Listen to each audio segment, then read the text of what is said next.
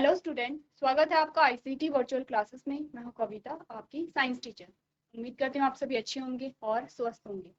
Class हम यहाँ पर अपने चैप्टर्स के क्वेश्चन आंसर डिस्कस करेंगे, प्रैक्टिस करेंगे, अपने पूरे जो चैप्टर है उसे रिवाइज करेंगे, जिसमें आप बात करने वाले हैं हेरिडिटी एंड इवोल्यूशन के बारे में। ठीक है, तो हेरिडिटी एंड इवोल्यूशन के जब आप क्वेश्चन आंसर्स करेंगे तो आपने कहा कि कुछ टर्म्स होते हैं जिन्हें जानना जरूरी होता है। क्वेश्चन आंसर करने से पहले कुछ टर्म्स को डिस्कस कर लेते हैं, उसके बाद अपना जो चैप्टर है उसे कंटिन्यू करेंगे। ठीक है, तो क्योंकि आप यहाँ पर हेरिडिटी के बारे में जानेंगे, आनुवांशिकता के बारे में जानेंगे, क्या होती है आनुवांशिकता या क्या होते हैं आनुवांशिक गुण या फिर क्या होता है आनुवांशिक पदार्थ। तो आपने बोला था कि आनुवांशिक पदार्थ वह है जो कि एक पीढ़ी से दूसरी पीढ़ी में क्या होता है, ट्रांसफर होता है। ठीक है, जिसे आप क्या कहते हैं, जेनेटिक मटीरियल कहते हैं। अब आपसे पूछा जाए कि जेनेटिक मटेरियल क्या होता है, आपका वो चीज क्या है जो एक जनरेशन से दूसरी जनरेशन में पास होती है। तो आपने बोला डीएनए। क्या होता है, हमारा जो डीएनए है वो एक जनरेशन से दूसरी जनरेशन में पास होता है, और इसी डीएनए के द्वारा हमारे जो कैरेक्टर्स होते हैं हमें वो अपने पेरेंट्स से मिलते हैं। ठीक है, तो मोस्टली जो जेनेटिक मटेरियल होता है वो डीएनए होता है, और कुछ ऐसे वायरस होते हैं जिनमें आरएनए भी यहाँ पर जेनेटिक मटेरियल होता है। तो अभी आप फोकस करेंगे डीएनए पे। ठीक है, अब आपने बोला जो डीएनए है, हमारे डीएनए में हमारी सारी इंफॉर्मेशन वहां पर क्या होती है, फिट होती है। तो जो कैरेक्टर आपको मिले हैं अपने पेरेंट्स से, वो कैसे मिले हैं, क्योंकि आपको उनका डीएनए मिला है। यही तो आपने बोला था जब आपने बोला गैमीट जब बने, जब आपने बोला युग्मक बने हैं, जब युग्मक बने हैं तो युग्मक किस प्रकार से बने थे। आपने कहा दो प्रकार के युग्मक बनते हैं ह्यूमन में, कौन कौन से। आपने बोला नर युग्मक और मादा युग्मक। अब जब युग्मक बनते हैं तो आपने बोला कि युग्मक में जो क्रोमोसोम का नंबर होता है वो कैसा होता है, हाफ नंबर होता है। इसीलिए आप कहते हैं कि यहाँ पे क्या है, एन है। एन का मतलब क्या है, हैप्लॉइड है।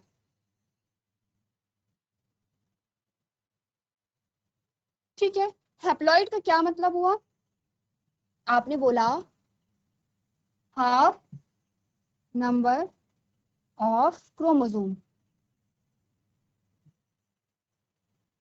यानी कि क्या हुआ, गुणसूत्रों की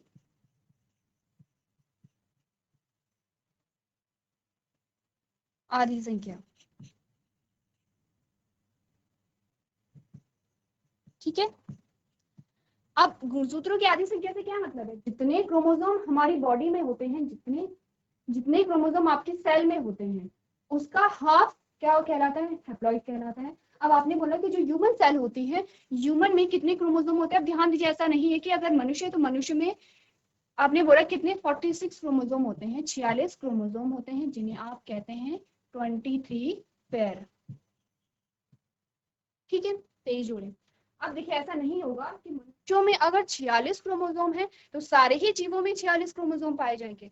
अलग अलग जो स्पीशीज है, अलग अलग जो जीव आपके पास आते हैं, उन्होंने कहा कि हर एक में अलग अलग क्या होते हैं, क्रोमोसोम नंबर होते हैं। लेकिन अगर हम ह्यूमन बीइंग की बात करें, अब आप सारे ही मनुष्यों की बात करें, तो जितने भी आपके मनुष्य होंगे, यानी कि जितने भी होमो सैपियंस आपके पास आते हैं, उनमें सब में जो क्रोमोसोम का नंबर होगा वो 46 होता है। अब 46 का मतलब होता है ये फुल नंबर ऑफ क्रोमोसोम, इसका मतलब होता है फुल नंबर ऑफ क्रोमोसोम, यानी कि गुणसूत्रों की पूर्ण संख्या।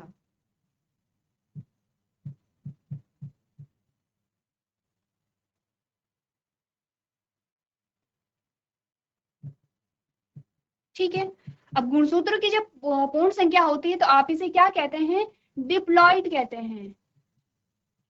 ठीक है, और डिप्लॉइड को आप कैसे बताते हैं, 2n से बताते हैं। तो n क्या हो गया आपका, हाफ नंबर ऑफ क्रोमोसोम, और 2n आपका क्या हो गया है, फुल नंबर ऑफ क्रोमोसोम। ठीक है, क्लियर है इतनी बात। अब आपने बोला क्योंकि एक नॉर्मल जो सेल होती है, अब ध्यान दीजिए 23 पेयर या फिर 46 क्रोमोसोम आपके पर सेल में होता है, कि पर सेल की बात हो रही है। आपने बोला एक नॉर्मल सेल जो है उसमें 46 क्रोमोसोम होने चाहिए।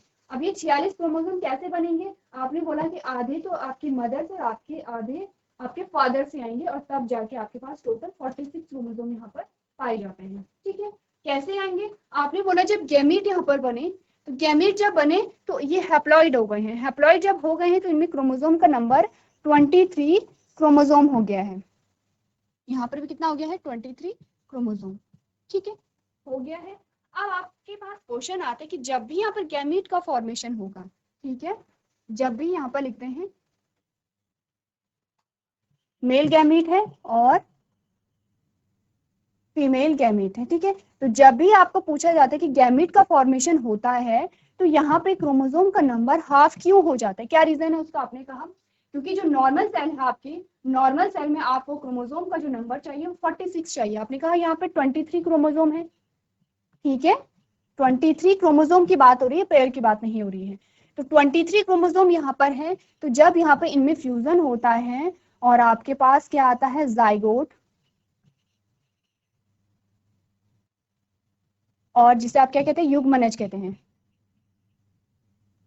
उसमें 23 यहाँ से आए, 23 यहाँ से आए, तो टोटल कितने हो गए हैं 46 हो गए हैं, जिसे आप क्या कहते हैं 2n कहेंगे, या जिसे आप क्या कहेंगे डिप्लॉइड कहेंगे, ठीक है। अब देखिए 23 क्रोमोसोम यहाँ से आए हैं, 23 क्रोमोसोम यहाँ से आए हैं, यानी कि दोनों ही क्रोमोसोम मिक्स हो गए हैं और आपके पास 46 क्रोमोसोम आ गए। अब क्रोमोसोम क्या हुआ, ये भी होता है कि क्रोमोसोम क्या है और डीएनए क्या है, दोनों में आपको क्या होना चाहिए डिफरेंस पता होना चाहिए। तो एक बार आप ये देखिए, जो भी चीजें आपको यहाँ पर नहीं पता थी वो एक बार आप नोट कर सकते हैं, ठीक है, क्लियर है इतनी बात। अब हमने बोला था कि हमें तो अभी कुछ देर पहले हमने क्या बात की थी कि हमारा जेनेटिक मटेरियल तो डीएनए है और हमें हमारे माता पिता से डीएनए प्राप्त होता है, लेकिन अब हमने क्या बोला कि जब गैमेट बने हैं तो हमें क्या पास हुए हैं क्रोमोसोम हुए हैं, तो क्या डिफरेंस होगा क्रोमोसोम और डीएनए में,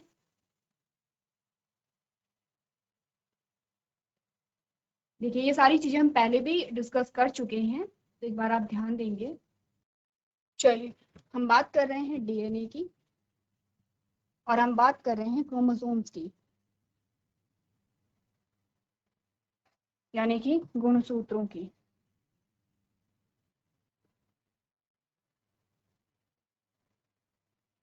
ये आपका डीएनए, ठीक है, डीएनए है। अब आपने बोला डीएनए क्या होता है, डबल हेलिक्स स्ट्रक्चर आपने देखा किस किस चीज से मिलकर बना है, आपने बोला कि यहाँ पर क्या क्या होते हैं, तो nitrogenous base pentose sugar phosphate group आपने पढ़े हैं यहाँ पे, ठीक है, इन सब चीजों से डीएनए मिलके बना है। जो यहाँ पर नाइट्रोजनस बेस होते हैं दो प्रकार के होते हैं, प्यूरिन और पिरिमिडीन के बारे में आपने बात की है, ठीक है, इसमें भी आपने कहा एडिनिन होता है, ग्वानिन होता है, साइटोसिन होता है, तो यहाँ पर यूरेसिल होता है, यहाँ पर आपने सारे ही क्या पढ़े हैं नाइट्रोजनस बेस पढ़े हैं, तो आपको ये पता होना चाहिए कि किस नाइट्रोजनस बेस से कौन सा नाइट्रोजनस बेस कनेक्ट होता है, ठीक है, और बॉन्ड कौन सा आता है। जब आप पढ़ेंगे डीएनए के स्ट्रक्चर के बारे में तो एक जगह तो आपका डबल बॉन्ड आएगा, एक जगह आपका ट्रिपल बॉन्ड आएगा, ठीक है, जो पेंटोज शुगर जुड़ी हुई होती है वो किस बॉन्ड के द्वारा जुड़ी हुई होती है, ये सारी चीजें एक बार आप देख लेंगे, ठीक है। आपने बोला आपका डीएनए है, अब आपका डीएनए में क्या होता है प्रोटीन ऐड हो जाती है, जिसके बारे में आपने काफी बार सुना है, आपने कहा वो प्रोटीन कौन सी है हिस्टोन प्रोटीन है, ठीक है, इस प्रकार से आपने कहा ये हिस्टोन प्रोटीन है। अब DNA with histone protein, DNA with histone protein आपके पास आ गया है, ये कहाँ हो जाता है इस प्रकार से अरेंज हो जाता है।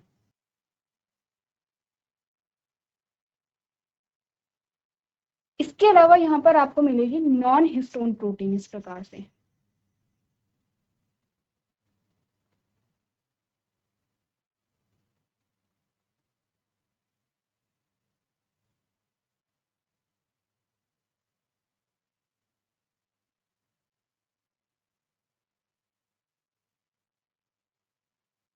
अब ये जो स्ट्रक्चर आपके पास आया है ये है क्रोमोसोम,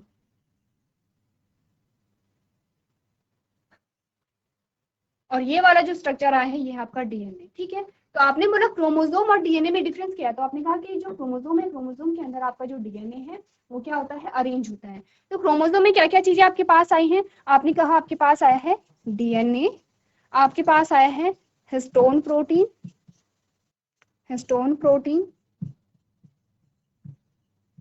और आपके पास आया है नॉन हिस्टोन प्रोटीन।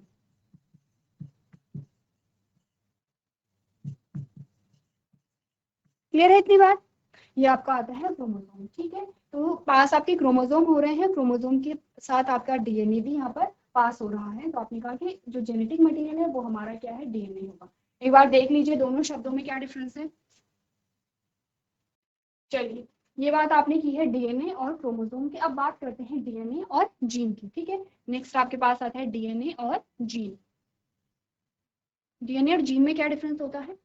आपने बोला कि डीएनए क्या है, हमारी हर एक कैरेक्टर के लिए क्या है, रिस्पॉन्सिबल है। हमारी सारी जितनी भी गुण हमारे हैं, उन सब की जो इन्फॉर्मेशन है वो हमारे डीएनए में है, क्योंकि डीएनए ही रिस्पॉन्सिबल होते हैं। क्योंकि डीएनए से क्या बनती है, प्रोटीन बनती है, और वो प्रोटीन हर एक गुण के लिए उत्तरदायी है। जैसे कि आपकी स्किन का कलर कैसा है, क्योंकि आपकी बॉडी में वैसा ही प्रोटीन बन रहा है, ठीक है। आपने बोला कि आपकी हाइट कितनी है, क्योंकि आपकी बॉडी में वैसा ही प्रोटीन बन रहा है। ये सारी चीजें किस पे डिपेंड करती है? आपने कहा डीएनए पर डिपेंड करती है। तो डीएनए एक नहीं, बहुत सारे कैरेक्टर को कंट्रोल कर रहा है। ऐसा नहीं है कि डीएनए सिर्फ एक ही कैरेक्टर के लिए होगा। जितने भी कैरेक्टर है वो सारे डीएनए ही कंट्रोल करेगा, ठीक है। अब आपने बोला जैसे आप श्रम विभाजन करते हैं, इसे ऐसे समझिए जैसे हम श्रम विभाजन करते हैं। आपने बोला एक ग्रुप है, ग्रुप में 4 लोग थे, आपने एक काम करना है, तो आप क्या करते हैं, काम को डिवाइड कर देते हैं कि कुछ काम ये करेगा, कुछ काम ये करता है। तो कुछ ऐसा ही समझ लीजिए कि डीएनए का जो पूरा स्ट्रैंड है उसमें भी अलग अलग ब्लॉक बने हुए हैं, कि ये वाला जो ब्लॉक है ये इस कैरेक्टर के लिए है, ये वाला जो ब्लॉक है ये इस कैरेक्टर के लिए है। तो आपने बोला कि डीएनए का वो एक सेगमेंट, डीएनए का फॉर एग्जाम्पल के लिए मान लेते हैं, ठीक है। डीएनए का वो एक सेगमेंट जो किसी गुण के लिए उत्तरदायी है, क्या है, किसी गुण के लिए क्या है, उत्तरदायी है, वो क्या कहलाता है, डीएनए का वो पार्ट क्या कहलाएगा, जीन कहलाएगा। क्योंकि आपने बोला हर एक कैरेक्टर के लिए जो जीन पेयर रिस्पॉन्सिबल है। तो हम हर बार क्या चीज बोलते हैं कि डीएनए का वो पार्ट, डीएनए का वो पोर्शन जिससे आरएनए बना है, इस आरएनए से प्रोटीन, इस आरएनए से क्या बनेगा, प्रोटीन बनेगा, और ये प्रोटीन क्या करेगा, किसी गुण के लिए, किसी कैरेक्टर के लिए उत्तरदायी होगा, ठीक है। तो डीएनए का वो पार्ट जिससे आपका आरएनए बन रहा है और लास्ट में कोई कैरेक्टर यहाँ पर कंट्रोल किया जा रहा है, उस पार्ट को आप जीन कहेंगे। इसका मतलब क्या हुआ कि डीएनए में बहुत सारे जीन पेयर होंगे आपके। हमेशा ध्यान रखिए कि जीन हमेशा सिंगल नहीं होते, जीन पेयर होते हैं। जैसे कि आपने बोला यहाँ पर क्रोमोसोम है, ये क्रोमोसोम है, ये आपका क्या है, डीएनए है, ठीक है। तो आप क्रोमोसोम को कैसे बताते हैं? आपने कहा क्रोमोसोम हमेशा पेयर में होते हैं। आपने क्या बोला, 23 जोड़े की बात की थी, तो आपने कहा एक और क्रोमोसोम यहाँ पर आता है, क्रोमोसोम हमेशा पेयर में होंगे, इसीलिए आपके जीन भी क्या होंगे, हमेशा पेयर में होंगे। आपने कहा कि आपकी हाइट के लिए अगर कोई यहाँ पर जीन रिस्पॉन्सिबल है तो हाइट को हम एच से दिखा देते हैं। तो आपने कहा कि यहाँ पर भी एच है, तो सेम इसी पोजीशन पर एच होगा, ये भी हाइट के लिए है और ये भी हाइट के लिए है। डीएनए है, ठीक है। डीएनए में, इस डीएनए में ये वाला जो सेगमेंट है वो हाइट के लिए रिस्पॉन्सिबल है, ये वाला जो सेगमेंट है वो आपके लंबाई के लिए उत्तरदायी है। तो आपने कहा इस क्रोमोसोम में जो डीएनए है ये भी आपके हाइट के लिए ही रिस्पॉन्सिबल होता है। अब आपने कहा आपका एक क्रोमोसोम आपको कहाँ से मिला होगा, आपके मदर से मिला होगा, एक आपके फादर से मिला होगा। तो इसीलिए आपको एक चीज और बताई जाती है कि जो 22 क्रोमोसोम होते हैं, जो 22 जोड़ी क्रोमोसोम होते हैं, वो ऑटोसोम होते हैं। ऑटोसोम का क्या मतलब, वो सेम होते हैं दोनों में, ठीक है। लेकिन जो 23वां जोड़ा होता है उसमें डिफरेंस आता है। 23वें जोड़े में क्या होगा, डिफरेंस आएगा। तो आपने कहा कि क्योंकि 22 जोड़े सेम है, इसीलिए यहाँ पर जो जीन की उपस्थिति है दोनों में एक ही स्थान पर है, सेम है, ठीक है। तो क्या समझे आप लोग कि जीन क्या होता है? आपने कहा जीन क्या है, डीएनए का पार्ट है जो कि कैरेक्टर के लिए उत्तरदायी होता है, और डीएनए में आपके बहुत सारे क्या होंगे, यहाँ पर आपने कहा बहुत सारे जीन्स होंगे। क्लियर है इतना? एक बार देख लीजिए आप लोग कि डीएनए और जीन में क्या डिफरेंस है। चलिए कुछ और टर्म्स को यहाँ पर देख लेते हैं। नेक्स्ट हमारे पास जब हम डिस्कस करेंगे, जब आप लॉज को डिस्कस करते हैं तो आपके पास 2 शब्द आते हैं जिसमें आप कहते हैं जीन और एलील, ठीक है। अब हम बात करेंगे जीन और एलील की। अगला हमने बात की है जीन की और एलील की। क्या होते हैं जीन और एलील? आपने बोला कि यहाँ पर क्या होते हैं, एक ही गुण होता है, एक गुण होता है और उसके बहुत सारे रूप आपके पास आते हैं। जैसे कि आपने बोला कि आपकी हाइट, अब हाइट आपकी 2 हो सकती है, या तो आपकी छोटी और हाइट हो सकती है, यानी कि या तो क्या होता है, बौनापन हो सकता है, या टॉलनेस हो सकती है, यानी कि या तो लंबी हाइट हो सकती है। फिर आपने बोला कि आपके बालों का कलर, या आपके आंखों का कलर, या आपके स्किन का कलर, तो यहाँ पे आपको बहुत सारी वैरायटी मिलती है, ठीक है। जैसे अगर आप नॉन लिविंग में भी देखोगे, आपने कहा आप एक शर्ट लेने गए हो, आपको बहुत सारी वैरायटी मिल जाती है। लेना आपको शर्ट ही है, ठीक है, लेकिन आपको क्या है, वैरायटी मिली है कलर में, डिजाइन में, ये आपकी क्या आ जाती है, अलग अलग फॉर्म्स आ जाती है। सेम वैसा ही होता है। आपने कहा कैरेक्टर तो एक है, लेकिन कैरेक्टर के अलग अलग क्या होते हैं, वहाँ पे वैरायटी आपके पास आती है। जैसे कि आपने अभी एग्जांपल लिया है स्किन कलर, या फिर आपने लिया है हेयर कलर, या आपने लिया है आई का कलर, ठीक है। अब आपने बोला कि ऐसा नहीं है कि हर एक जो कैरेक्टर है, जो गुण है, और गुण के हर एक रूप के लिए अलग अलग जीन पेयर नहीं होता है, बल्कि जीन के भी अलग अलग क्या आ जाती है, फॉर्म्स आ जाती है। जैसे कि आपने बोला, जैसे कि हम हाइट की बात लेते हैं, ठीक है, तो आपने बोला हाइट को हम एच से दिखाते हैं, इस प्रकार से एच से दिखा देते हैं। अब आपने बोला कि जब आपको दोनों कैपिटल एच मिले थे तो आपको लंबी हाइट मिली थी, लेकिन आपको एक और प्रकार का की हाइट यहाँ पर मिलेगी, कैपिटल एच और स्मॉल एच, या स्मॉल एच और स्मॉल एच। अब जो स्मॉल एच है वो आपने कहा बौना है, और आपने कहा कि जो कैपिटल एच है वहां पर आपको लंबाई देखने को मिली है। अब आपने क्या बोला कि यहाँ पे ये जो तीनों हैं ये क्या है, जीन सेम ही जीन पेयर है, बस यहाँ पर क्या हो गया है, क्या हो गया, जो जीन्स है जीन्स की भी अलग अलग फॉर्म्स आपके पास आ गई हैं। अब आप देख रहे हैं कि जब आपने लॉस पढ़े थे तो सेम चीज आपने पढ़ी थी। आपने प्लांट हाइट के बारे में जब बात की थी तो आपने बोला था कैपिटल टी है, या कैपिटल टी स्मॉल टी है, या स्मॉल टी है, तो यही सारी चीजें हमने बोली थी, ठीक है। अब हुआ क्या, कैरेक्टर एक ही है, कैरेक्टर क्या है, हाइट का कैरेक्टर है। आपने बोला हाइट के कैरेक्टर के लिए एक जीन पेयर रिस्पॉन्सिबल होगा। अब जब उस जीन पेयर में चेंजेस आ जाते हैं तो आपने बोला कि आपको अलग अलग फॉर्म्स देखने को मिलती हैं। तो अगर आप बात करें, आपने कहा कैपिटल एच है, तो ये भी क्या है, एलील है, ये क्या है, एलील है। एलील का मतलब क्या हुआ, जीन्स की जो अलग अलग फॉर्म्स आती हैं उन्हें आप एलील कहते हैं। जैसे कि ये एक एलील है, ये एक एलील है, ये एक एलील है, ये एक एलील है, ये एक एलील है, ये एक एलील है, ठीक है। समझे आपकी क्या होता है, जीन आपने बोला कि कैरेक्टर के लिए जीन पे रिस्पॉन्सिबल होता है, लेकिन उस गुण के अगर अलग अलग फॉर्म्स आपके पास आती हैं, जैसे कि आपने बोला कि बालों का कलर या बालों की हाइट, आप बोल लीजिए, आपने कहा बालों का कलर, किसी के बालों का कलर कैसा होगा, ब्लैक होता है, किसी का ब्राउन होता है, किसी का व्हाइट होता है। अब ये सारी चीजें डिपेंड करती हैं कि जीन की स्थिति किस प्रकार है, जीन में एलील की स्थिति किस प्रकार है। अगर आप सही कहें कि जो आपको कैरेक्टर देखने को मिलते हैं, कैरेक्टर के अलग अलग फॉर्म्स देखने को मिलते हैं, वो किसकी वजह से है, आपने बोला जीन में एलील की स्थिति किस प्रकार है। अगर दोनों कैपिटल है तो आपने कहा कि आपको यहाँ पर हाइट लंबी देखने को मिलेगी, और आपने कहा दोनों स्मॉल है तो आपने कहा कि यहाँ पर हाइट आपको कम देखने को मिलेगी। तो क्या हो रहा है, जीन की स्थिति डिसाइड कर रही है कि कैरेक्टर का कौन सा रूप आपको देखने को मिलेगा।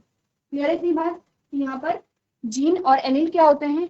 अब आपको ये बताना है होमोजाइगस और हेटेरोजाइगस क्या होता है। नेक्स्ट हम बात करेंगे होमोजाइगस और हेटेरोजाइगस के बारे में। एक बार आप देखिए कि होमोजाइगस और हेटेरोजाइगस क्या होते हैं, उसके बाद हम एग्जाम्पल के द्वारा यहाँ पर समझेंगे। चलिए, तो अगले जो हमारे पास आते हैं टर्म, हमने बोला वो है, एक है होमोजाइगस और दूसरा है हेटेरोजाइगस, ठीक है। होमो का मतलब होता है सेम, होमो का मतलब होता है समान, हेटेरो का मतलब होता है डिफरेंट या अलग, जाइगस का मतलब आप पेयर समझते हैं, ठीक है। होमो का मतलब होता है समान, इसका मतलब जिस जीन पेयर में समान एलील हो, सेम एलील हो। सेम एलील का मतलब क्या होता है, अच्छा इससे पहले आपको समझना पड़ेगा कैरेक्टर और ट्रेट के बारे में, ठीक है। होमोजाइगस और हेटेरोजाइगस से पहले आपको कैरेक्टर और ट्रेट समझना पड़ेगा। कैरेक्टर क्या है, आपने बोला आई कलर, आंखों का रंग, ठीक है।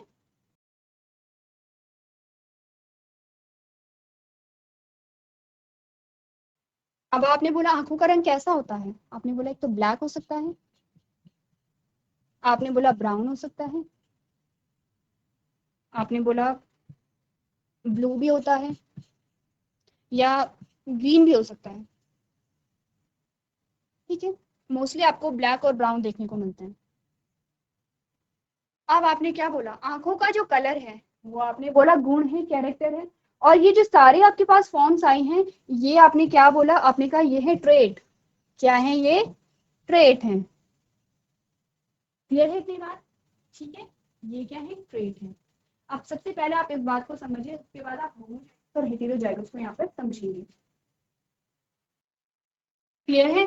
अब हम एक स्टेटमेंट की बात करते हैं। हमने बोला जो एलील और जीन, आप समझ रहे हैं एलील और जीन की कुछ देर पहले हमने बात की। हमने कहा कि जो एलील होते हैं हमेशा सेम कैरेक्टर को फॉलो करते हैं, दोनों एलील, ठीक है। जितनी भी एलील आपको मिल रहे हैं, आपने बोला एलील आपको अलग अलग मिले थे, आपने कैपिटल टी की बात की, capital T small T small T small T. आपने कहा ये जो तीनों प्रकार के आपके पास पेयर आए हैं ये सेम कैरेक्टर को कोड करते हैं, सेम कैरेक्टर के लिए उत्तरदायी होंगे, लेकिन जो एलील होंगे एलील के लिए क्या होंगे, ये अलग अलग एलील के लिए रिस्पॉन्सिबल होते हैं। तो आपके पास क्वेश्चन आता है कि जो यहाँ पर एलील होते हैं वो सेम ट्रेट के लिए रिस्पॉन्सिबल होते हैं, सेम कैरेक्टर के लिए रिस्पॉन्सिबल होते हैं, same character but different trait के लिए रिस्पॉन्सिबल हो सकते हैं। तो आपके पास इस प्रकार से एमसीक्यूज आते हैं। तो आपने ये बोलना है कि जो जीन के एलील होते हैं, ठीक है, वो सेम कैरेक्टर के लिए रिस्पॉन्सिबल होते हैं लेकिन अलग अलग ट्रेट के लिए वो रिस्पॉन्सिबल हो सकते हैं, ठीक है, क्लियर है। अब आपने बोला ये कैरेक्टर है और ये आपके पास ट्रेट आ गए हैं।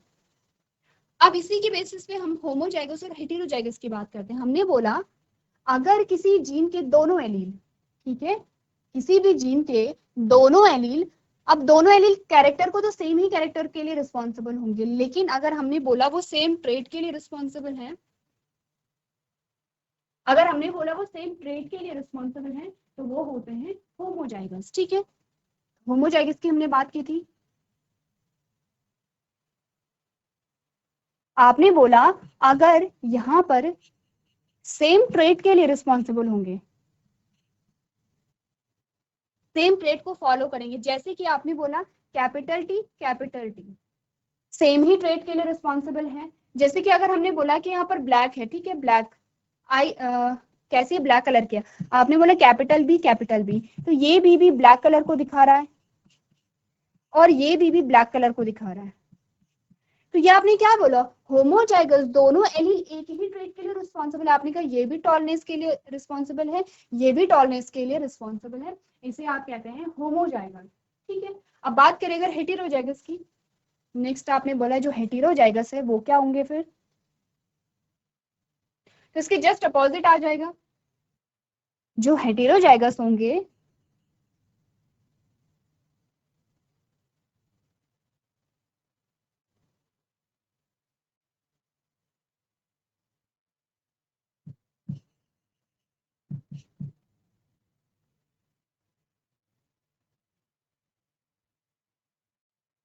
जो आपका जीन पेयर होते हैं या जो आपके एलील होते हैं, या जो आपके एलील होते हैं वो क्या होंगे, डिफरेंट कैरेक्टर्स के लिए रिस्पॉन्सिबल होते हैं। जैसे कि आपने कहा कैपिटल टी स्मॉल टी, अब आपने कहा ये तो होगा ड्वार्फ, ये तो होता है बौना जो बौने गुण को दिखाता है, और ये होगा आपका टॉल जो कि क्या करता है, लंबाई के गुण को प्रदर्शित करता है। तो जो एलील है यहाँ पर अलग अलग ट्रेट के लिए रिस्पॉन्सिबल है, ठीक है, क्लियर है। जैसे कि हमने यहाँ पर आई कलर की बात की थी, आपने कहा था कैपिटल बी ब्लैक कलर के लिए है।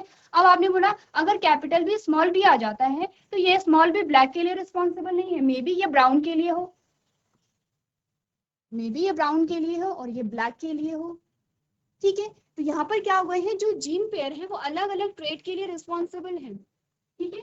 अब यहाँ पर अलग अलग ट्रेट के लिए रिस्पॉन्सिबल है, आपने कहा जीन पेयर क्या करता है, कैरेक्टर को कंट्रोल करता है, कैरेक्टर के अलग अलग फॉर्म्स होती हैं। अब आपने बोला ये जो जीन पेयर है या फिर ये जो जीन पेयर है, यहाँ पर जो एलील है वो अलग अलग ट्रेट के लिए रिस्पॉन्सिबल है। तो हमें कैसे पता चलेगा, ये कैसे डिसाइड होता है कि यहाँ पर ब्लैक कलर आपका आएगा या ब्राउन कलर आएगा। ऐसा तो नहीं है कि आपकी दोनों आईज है और एक में ब्लैक आएगा एक में ब्राउन कलर आ रहा है, ऐसा नहीं होता है। हमारी जो दोनों आईज है उसमें सेम कलर आता है, ठीक है।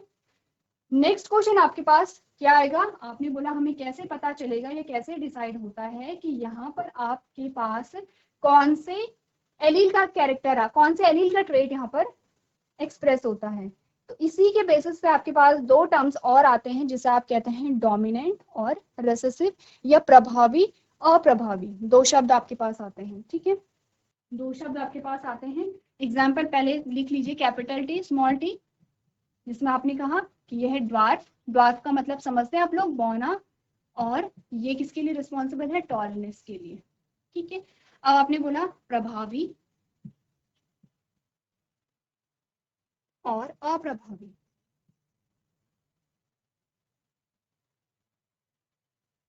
शब्द से ही हमें पता चल रहा है, प्रभावी का मतलब होता है कि जो अपने प्रभाव को दिखाता है, जैसे कि हम एग्जाम्पल के तौर पे क्या लेते हैं, आपने बोला कि यहाँ पर क्या है, जो हेल्दी बच्चे होते हैं या फिर जो स्ट्रांग होते हैं, फिजिकली स्ट्रांग होते हैं, तो आपने बोला कि ये प्रभावी होगा। अगर आप फाइटिंग करा रहे हैं, आपने कहा ये प्रभावी है, ठीक है। जो थोड़ा कमजोर सा होता है, आपने कहा ये क्या होंगे, अप्रभावी होंगे, क्योंकि अपनी जो वहाँ पे क्षमता है उसे एक्सप्रेस नहीं कर पाते हैं, ठीक है। या फिर आप ये कह सकते हैं कि उनके पास कम क्षमता होती है। तो यहाँ पर आपने बोला जो एलील आपके पास आए हैं, जो एलील आपका प्रभावी होगा, जो एलील आपका क्या होगा, ज्यादा प्रभावी होगा, उसी के गुण यहाँ पर क्या होते हैं, एक्सप्रेस होते हैं, ठीक है। चलिए, तो आपने बोला कि आप कैसे पता चलेगा कि यहाँ पर किस एलील के ट्रेट एक्सप्रेस होंगे। आपने कहा जो प्रभावी होगा, जो ज्यादा क्या होगा, अपने गुण को एक्सप्रेस करने में सक्षम होगा, ठीक है। तो क्लास हमने कुछ वर्ड्स यहाँ पर डिस्कस किए हैं। तो आपने क्या करना है, बहुत इंपॉर्टेंट होता है जब भी आप चैप्टर स्टार्ट करते हैं, तो ये शब्द आपके बार बार रिपीट होते चले जाते हैं। तो आपको ये सारे जो वर्ड्स हैं एक बार आप ध्यान से देखेंगे, पढ़ेंगे उन्हें और समझेंगे। तो आज के सेशन में हम इतना ही करेंगे। अभी तक क्लास में बने रहने के लिए आपका धन्यवाद।